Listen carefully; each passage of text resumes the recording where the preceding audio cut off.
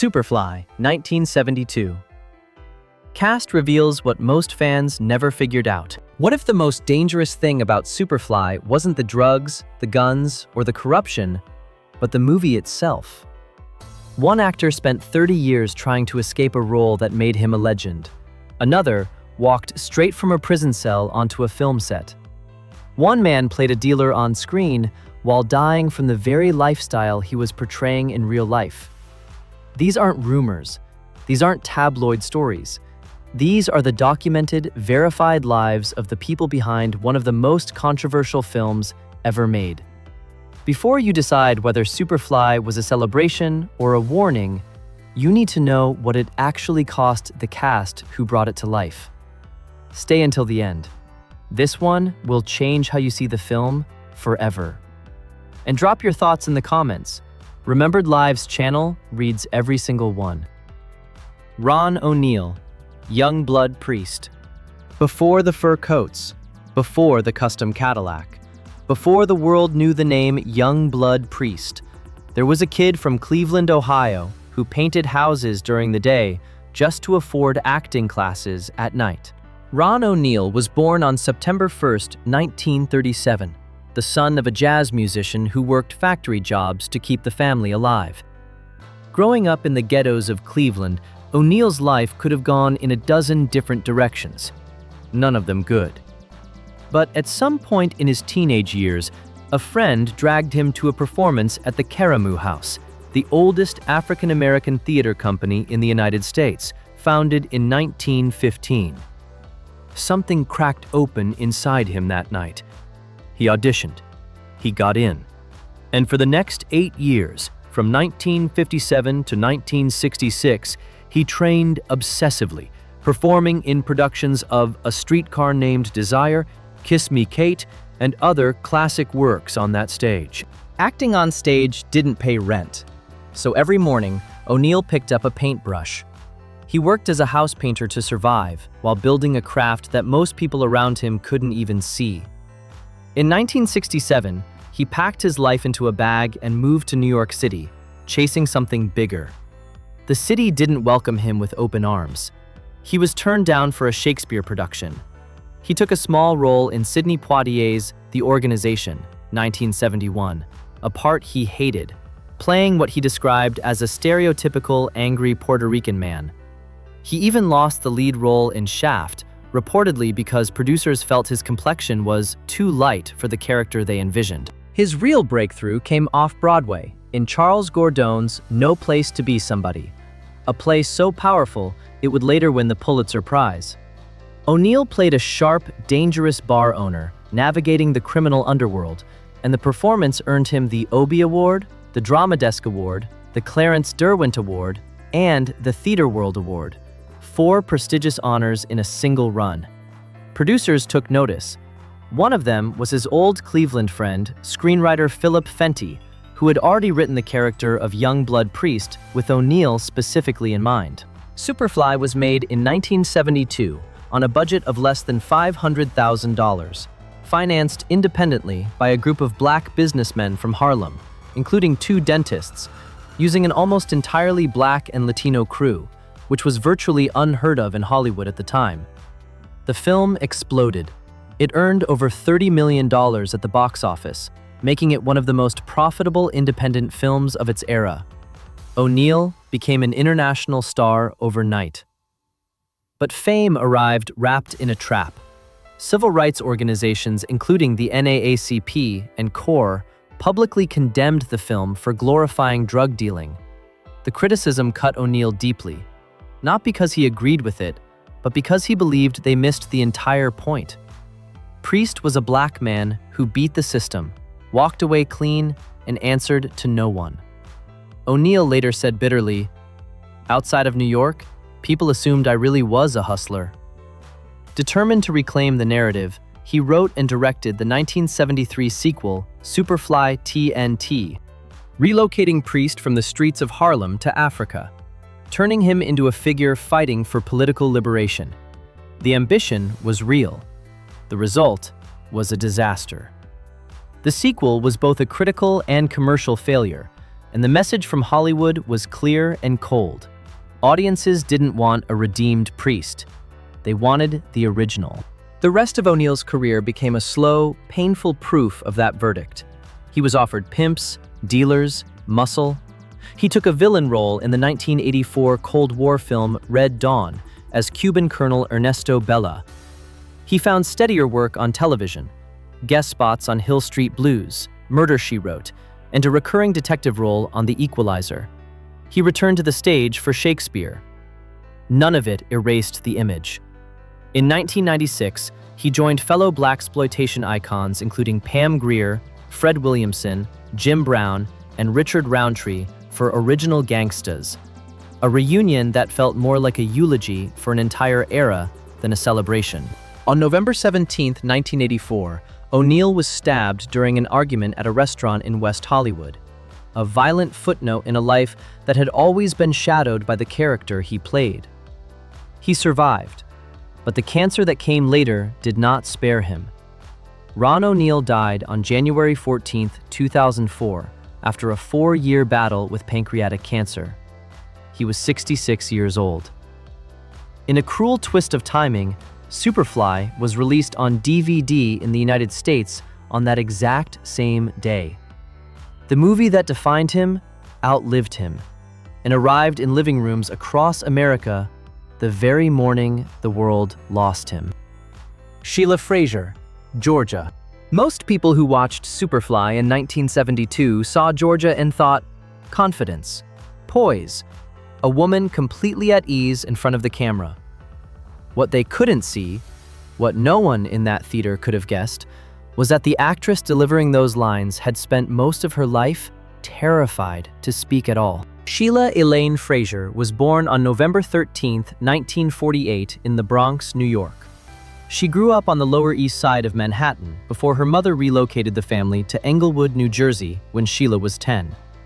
Her childhood was marked by something that felt like a curse for a girl who would one day become an actress: a severe stutter. The condition followed her everywhere. In 6th grade, a well-meaning teacher tried to help by announcing to the entire class before Sheila's presentation, "I don't want any laughter. Sheila has a stutter." Frasier later said it was the most painful moment of her childhood. Instead of protection, the announcement became a spotlight on her greatest vulnerability. Despite this, she graduated from Dwight Morrow High School in 1966 and moved to New York City at 17, driven by a dream sparked by watching Susan Hayward's raw, emotionally devastating performance in I'll Cry Tomorrow, 1955. She didn't have a plan. She stayed with her godmother and took clerical jobs to survive, working for Allied Stores, Boutique Magazine, and the United Negro College Fund. Then, one ordinary day on the New York City subway, a stranger approached her and asked if she had ever considered modeling.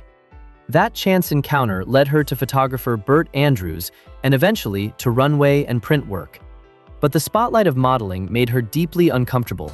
She wanted something different, something deeper. The turning point came when she crossed paths with Richard Roundtree, the man who had just become a cultural phenomenon playing Shaft. He encouraged her to audition for the Negro Ensemble Company, one of the most respected theatrical institutions for Black performers in America. And there, something extraordinary happened.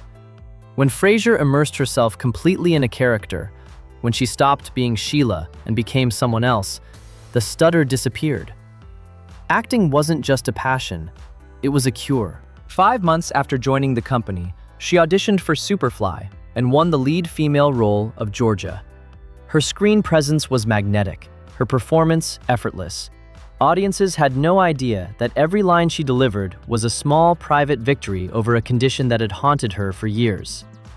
After Superfly and its 1973 sequel, Frasier continued acting through the decade in films like Three the Hard Way, 1974, and California Suite, 1978, alongside Bill Cosby and Richard Pryor, and appeared in television series including Dallas and Magnum P.I. But as the 1980s arrived, she made a quiet and deliberate decision that would define her real legacy. She moved behind the camera. In 1982, she was hired as a story editor at Richard Pryor's production company, Indigo Productions, her first official role on the business side of the industry. From there, she became coordinating producer for Essence Magazine's television series in 1985. Then came Black Entertainment Television. For 13 years, from 1992 to 2005, Sheila Frasier headed the talent department at BET, one of the most influential positions in Black media. She was the gatekeeper, the person who decided which artists got seen, which careers got built, which voices reached millions of homes. While her male co-stars from Superfly were either trapped by their famous roles or had faded from view entirely, she was shaping the future of an industry from a room most people didn't even know existed.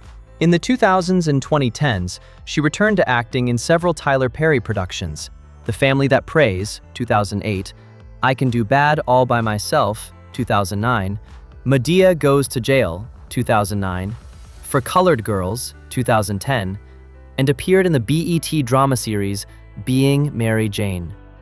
In 2008, she married evangelist John Atchison at Crenshaw Christian Center East in Manhattan. Her story is the quiet triumph the Superfly documentary never fully told.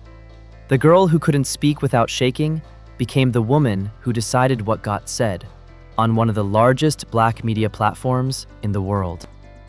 Julius Harris, Scatter. There is something almost mythological about a man who spends the first 4 decades of his life doing everything except the thing he was born to do, and then, at the last moment, steps into the light and becomes unforgettable. Julius W. Harris was born on August 17, 1923, in Philadelphia, Pennsylvania. His world was shaped by performance from the very beginning. His father was a musician, and his mother had danced at the legendary Cotton Club in New York City, one of the most iconic venues in the history of American jazz and Black culture. But Julius didn't follow them into entertainment. Not yet. Not for a long time. When World War II arrived, Harris served as a medic in the United States Army. He came home, got licensed as a nurse, and eventually found himself working as a bouncer at jazz clubs across New York City. A man with a healer's training and an intimidating physical presence, navigating the gap between two worlds. For years, that was the shape of his life. Medical work by day, music venues by night. No cameras, no scripts. Then, on something close to a dare, he walked into an audition. He was cast in Nothing But a Man, 1964, a critically acclaimed, deeply human film about Black life in the American South, starring Ivan Dixon and Abby Lincoln. He was 40 years old. Most actors his age were already calculating their decline. Harris was just beginning. His commanding frame, deep voice, and natural authority made him a powerful screen presence. And throughout the late 1960s and early 1970s, he built his resume steadily in the Blaxploitation era, appearing in Shaft's Big Score, 1972, Black Caesar, 1973, and Hell Up in Harlem, 1973. But it was his role as Scatter in Superfly, 1972, the retired dealer, Priest's mentor, the man who knew where all the bodies were buried, that announced to Hollywood he was ready for something larger. 1 year later, he got it. In 1973, Julius Harris was cast as Teehee in Live and Let Die, the first James Bond film to star Roger Moore. His character was one of the primary henchmen of the villain Kananga, distinguished by a mechanical pincer arm that replaced a limb lost to a Louisiana crocodile named Albert. Teehee became one of the most visually iconic villains in the entire Bond franchise, instantly recognizable, genuinely menacing, and performed with a gleeful, controlled ferocity that Harris brought to the role without a stunt double for the film's famous train fight sequence. From Army medic to Cotton Club son to Bond villain, Julius Harris had lived enough lives for 3 different men. He continued working steadily through the 1970s and 1980s, appearing in the 1976 remake of King Kong, The Taking of Pelham 123, and numerous television series including The Incredible Hulk, Murder, She Wrote, Good Times, The Jeffersons, and ER.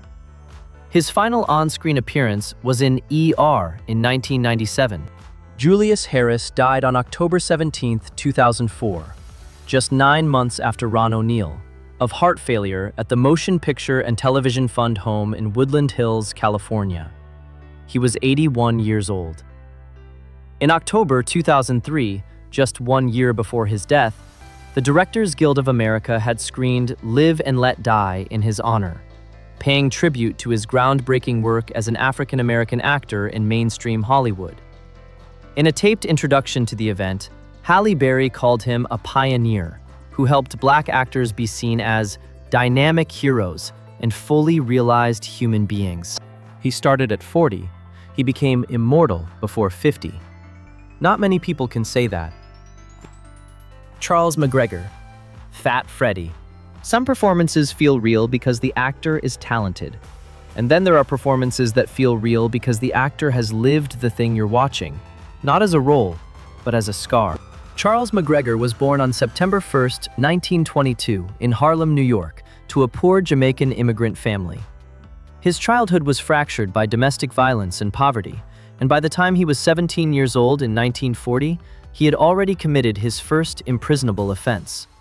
What followed was not a stumble, it was a long, grinding descent. Over the next 3 decades, McGregor would serve a total of 28 years in New York State prisons, convicted for 2 murders, cycling through the correctional system in a way that left almost no room for anything else. By the time he walked out for the last time in the late 1960s, he had spent more of his adult life behind bars than outside of them. And then he became an actor. His role as Fat Freddy in Superfly, 1972, the hapless, indebted dealer who gets squeezed by the police and ultimately betrays Youngblood Priest, carried a weight that no amount of method acting could replicate. Every nervous glance, every beat of desperate vulnerability, every moment where Freddy is clearly in over his head. McGregor wasn't performing those emotions from the outside. He had lived the consequences of exactly that kind of life. Curtis Mayfield understood this instinctively. The soundtrack's most haunting track, Freddy's Dead, was written as a direct response to McGregor's character, a requiem for the kind of man the system chews up and discards. After Superfly, McGregor continued working in the Blaxploitation era, appearing in Hell Up in Harlem, 1973, and then stepping completely outside the genre to play Charlie in Mel Brooks' satirical Western masterpiece, Blazing Saddles, 1974, one of the highest-grossing comedies of that decade. He also appeared in 3 the Hard Way, 1974, alongside Jim Brown, Fred Williamson, and Jim Kelly. Small roles, but each one proof that the man had genuine range. Then, his film career ended, and the most important chapter of his life began. Charles McGregor spent his final years traveling across the United States, walking into junior high schools and high schools, sitting down with kids who reminded him of himself at 17, and telling them the truth. Not a sanitized version, the full, unvarnished account of what 28 years inside a prison actually costs a human being, in time, in dignity, in everything you don't get back. He became a prison reform advocate. He testified. He showed up. And in 1978, he and co-author Sharon Sofer published his autobiography, Up from the Walking Dead, The Charles McGregor Story, a 358-page account of crime, punishment, survival, and transformation, published by Doubleday. The title said everything. He had been among the walking dead, men who move through the world but are already gone inside. And he had come back. Charles McGregor died on August 11, 1996. He was 73 years old. The film that critics feared would make crime look glamorous had accidentally cast a man whose real life became one of the most powerful anti-crime stories ever told, not on screen, but in school gymnasiums, community centers, and correctional facilities across America. The irony is almost too sharp to be fiction. Carl Lee, Eddie. In Superfly, Eddie is the one who can't understand why anyone would ever want to leave. He looks around at the cars, the clothes, the money, the freedom, and he sees paradise. He is the voice of a man completely seduced by a world that is quietly killing him. Carl Lee did not have to research that feeling. He already knew it from the inside. Born Carl Vincent Kanagata on November 22, 1926 in New York City, Carl Lee carried one of the most significant surnames in African American cultural history. On loan from his father, Canada Lee, the pioneering actor and professional boxer who broke racial barriers in Hollywood and on Broadway in the 1940s before being destroyed by the McCarthy-era blacklist and dying in 1952 at just 45 years old. Carl grew up in the long shadow of that legacy, inheriting both the talent and the weight. He built a serious theatrical reputation of his own. In the late 1950s, he originated the role of Cowboy, a heroin dealer, in Jack Gelber's The Connection at the Living Theater, a production that ran for 722 performances and won multiple Obie Awards in 1959 to 60, becoming one of the most talked-about pieces of avant-garde theater in New York history. He reprised the role in the 1961 film adaptation. In 1964, he received a Primetime Emmy nomination for Outstanding Performance in a Supporting Role for his work on the television series The Nurses. In that same era, he starred in The Cool World, 1963, a groundbreaking independent film about Harlem street life, and appeared opposite Sammy Davis Jr. and Cicely Tyson in A Man Called Adam, 1966. Filmmaker James Toback, in a 2000 interview, described him precisely. In the sort of hip world of New York, Carl Lee was the hip black actor icon. He was for hip people what Sidney Poitier was for mainstream people.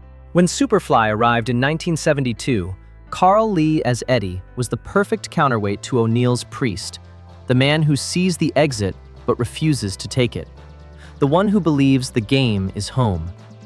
The performance was layered and lived in ways that felt completely authentic, because it was. By the time cameras rolled on Superfly, Carl Lee had already been fighting a heroin addiction for over a decade, a struggle that had begun in the late 1950s, born in the same jazz and avant-garde theater world that gave him his greatest artistic successes. The addiction never loosened its grip. Through the 1970s, his career became increasingly sporadic. He appeared in Gordon's War, 1973, and made a memorable guest appearance in Good Times, 1977, as Wallona's manipulative ex-husband, Ray. But the roles grew smaller, further apart. In the early 1980s, he did looping work on James Toback's film Exposed, 1983, and according to Toback, Carl Lee completed that post-production work on the very same day he died.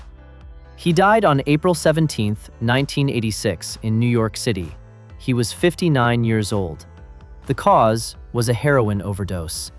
He had also contracted AIDS from a contaminated shared needle, a detail that transforms his story from personal tragedy into a dark mirror of the exact world his most famous film depicted. In Superfly, young blood priest escapes. He outsmarts everyone, takes his money, and walks away into the sun. The movie ends with a winner. But the man who played his best friend, the one who looked at that life and said, "Why would you ever leave?" did not escape. He was consumed by it.